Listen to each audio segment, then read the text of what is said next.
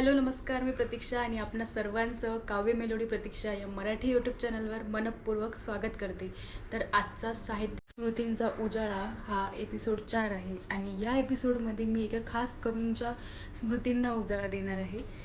तर गेले द्यायचे राहुनी तुझे नक्षत्रांचे देणे, गेले द्यायचे राहुनी तुझे नक्षत्रांचे देणे, नभातुनी आले तसे नभाकडे परत जाणे, असे म्हणणाऱ्या आरती प्रभू म्हणजे चिंतामणी त्र्यंबक खानोलकर यांची ही काव्यस्मृती विशेष मैफिल असणार आहे.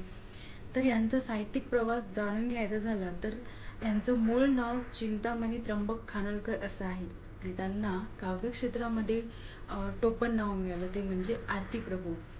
कथाकार, कादंबरी तसेच विविध कविता संग्रह त्यांचा प्रकाशित झालेला आहे. तसेच ते एक लेखकसुद्धा आहेत. नक्षत्रांचे देणे या काव्यसंग्रहाला साहित्य अकादमीचा पुरस्कारही प्राप्त झालेला आहे. तर अशा या आरती प्रभू म्हणजे चिंतामणी त्र्यंबक खानोलकर यांच्या एक कविता मला फार आवडली. त्या कवितेचं शीर्षक आहे दुःख ना आनंदही. कवितेला सुरुवात करते. दुःख ना आनंदही अन अंत ना आरंभही, नावा आहे चाललेली कालही अन आजही.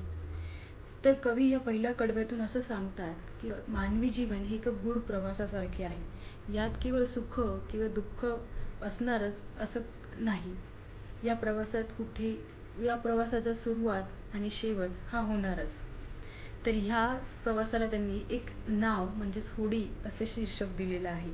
मी तसा प्रत्यक्ष नाही ना विदेशी मी जसा, मी नव्हे की बिंब माझे, मी न माझा आरसा, मी नव्हे की बिंब माझे, मी न माझा आरसा. तर या कडव्यामध्ये कवी स्वतःच्या अस्तित्वाचा शोध घेताना असं म्हणतात की मी जसा समोर दिसतो अगदी तसाच असेल असं नाही. मी कोणी परका किंवा अनोळखीही नाही. आरशात दिसणारे माझे बिंब म्हणजे मी नाही, कारण माझ्या या रूपाला दोन बाजूही असू शकतात. मी स्वतःसाठी माझा आरसा कधीच बनू शकत नाही.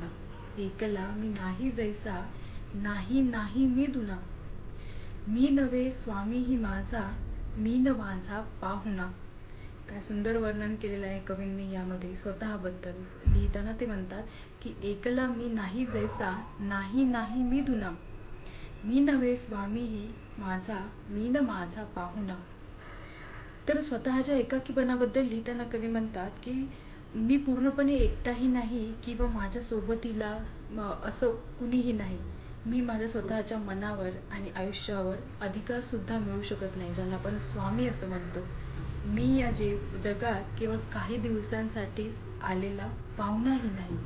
म्हणजे हे अस्तित्व या दोन्हीच्या पलीकडे काहीतरी आहे असं त्यांना या कडव्यातून सांगायचं आहे. प्रश्न की उद्गार नाही, अधिक नाही वा उना, जीवनाला ऐल नाही पैल तसा मध्यना. वा वा. तर कवी या कडव्यामध्ये त्यांच्या जीवनाबद्दल सांगताना म्हणतात की जीवन हे एखाद्या प्रश्नासारखंही नाही आणि एखाद्या उद्गारासारखंही नाही, किंवा ह्या जीवनामध्ये कधी अधिक असतं किंवा कधी उणीव असते. तर ह्याचा कधीच आपण अंदाज बांधू शकत नाही. याद नाही साध नाही ना सखी वा सोबती, याद नाही साध नाही ना सखी वा सोबती, नाद आहे या घड्याला अन घड्याच्या भोवती. तर या कडव्यात ते असं सांगतात की या प्रवासात अनेक नव्या जुन्या आठवणी असतात किंवा इथे कुणी हाकही देऊ शकतं. कुणी कायमचा मित्र, कुणी सखा सोबतही असू शकतं, पण तो कायमच आपल्या सोबत राहील असंही नाही. हे काळाचे चक्र आहे. एखाद्या घड्याळाप्रमाणे हे चक्र फिरतच राहतं. तर आयुष्याचे हे घड्याळ आणि त्याच्या भोवती फिरणारा काळ सतत चालूच असतो. सांध्य छाया आणि काया जोडुनी यांचा दुवा, सांध्य छाया आणि काया जोडुनी यांचा दुवा, नाव आहे चाललेली दूरची हाले हवा, दूरची हाले हवा. तर संध्याकाळची सावली म्हणजे जीवनाचा शेवट किंवा वृद्धापकाळ इथे दर्शवतो आणि काया म्हणजे हे मानवी शरीर आहे. या दोन्हींना जोडणारा एक अदृश्य दुवा म्हणजेच माणसाचं आयुष्य. वाव. म्हणजे या कडव्यामध्ये कवींनी माणसाच्या आयुष्याला इतकी सुंदर उपमा दिलेली आहे. परिस्थितीची दूरची हवा जशी बदलेल तशी ही जीवनाची नाव संथपणे पुढे पुढे सरकत असते. तर शेवटचं कडवं आहे या कवितेचं. दुःख ना आनंदही अन अंत ना आरंभही. दुःख ना आनंदही अंत ना आरंभही.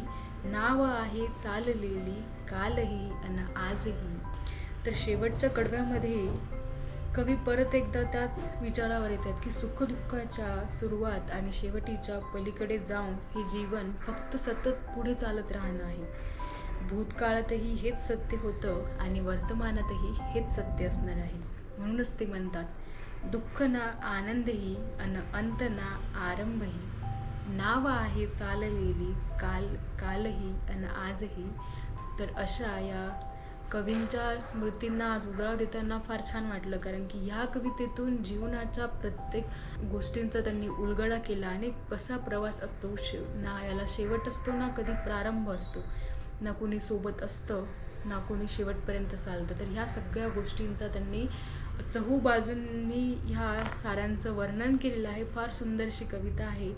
तर हा व्हिडिओ जर तुम्हाला आवडला असेल तर नक्कीच तुमच्या मित्रमैत्रिणींना, तुमच्या नातेवाईकांना शेअर करा. अशाच नवनवीन कवींच्या स्मृतींना घेऊन मी आपल्या सर्वांसमोर सादर करणार आहे कवितेच्या स्वरूपात. बेल आयकॉनवर क्लिक करा म्हणजे तुम्हाला चॅनलचे सगळे नोटिफिकेशन्स दिसतील. आणि जर तुम्ही सबस्क्राईब केलेलं नसेल चॅनलला तर आत्ताच सबस्क्राईब करून घ्या म्हणजे तुम्हाला या सिरीजचा आस्वाद घेता येईल. खूप खूप धन्यवाद.